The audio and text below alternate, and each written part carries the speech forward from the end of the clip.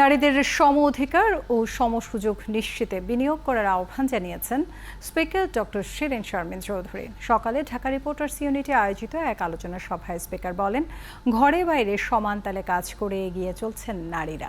প্রধানমন্ত্রী শেখ হাসিনা গত 15 বছরে নারীদের অগ্রগতিতে বিপ্লব ঘটিয়েছেন বলেও মন্তব্য করেন স্পিকার।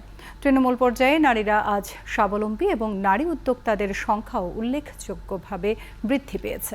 লিঙ্গ বৈষম্যের কারণে মেয়েরা যেন পিছিয়ে না যায় সে বিষয়ে সজাগ সরকার বলেও উল্লেখ করেন শিরিন শারমিন চৌধুরী।